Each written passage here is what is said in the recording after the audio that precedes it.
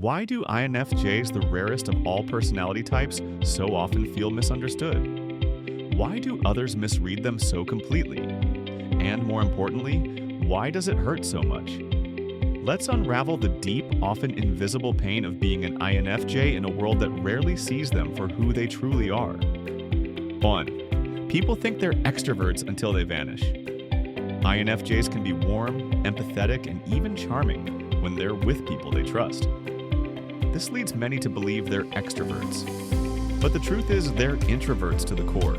They need solitude like oxygen. So when they suddenly disappear to recharge, others often misread it as coldness or disinterest. But in reality, they're just trying to breathe. 2. Their deep kindness gets labeled as naivety. INFJs often show a deep, authentic compassion. They listen without judging. They help without expecting. But people assume this means they're naive or worse, pushovers. What they miss is the INFJ's incredible insight.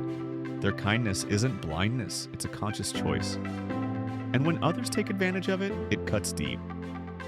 3. They're told they're too sensitive. INFJs feel everything. Not just their own emotions, but yours too. They absorb energy like a sponge, often without realizing it. And when they express discomfort or need space to process, they're labeled as too sensitive or overreacting. This invalidation is painful because their empathy isn't a weakness, it's their superpower. 4. Their silence is misread as judgment. In group settings, INFJs often listen more than they speak. They observe, reflect, process. But others may see that silence as aloofness or even disapproval. In truth, INFJs are usually just waiting for the right moment to speak something meaningful. They don't do small talk, they do soul talk. 5. People see the mask, not the person. INFJs are masters at blending in. They mirror, adapt, and adjust to make others feel at ease. But because of this, people often fall in love with the version of the INFJ they see, without realizing it's just a surface reflection.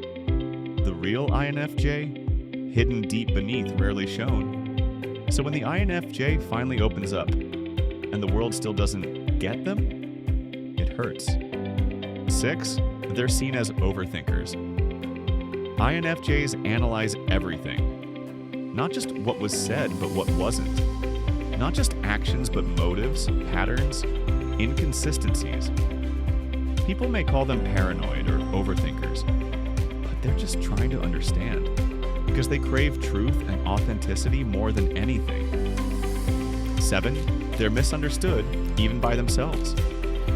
Perhaps the most painful misunderstanding is the one that happens within. INFJs often feel like outsiders, adrift, even among people who love them. They wonder, why do I feel so different? Why can't I just be like everyone else? This internal loneliness is hard to explain and even harder to heal. Being misread chips away at the INFJ's deepest desire, to be seen for who they are. Not just their smile or their support or their silence, but their soul. ENFJs don't crave attention, they crave connection. And when that connection never comes, it creates a silent ache that words rarely touch. To the INFJs watching this, you are not too much. You are not too sensitive. You are not broken. You are rare, yes, but you are real. And those who truly see you will never misread you again.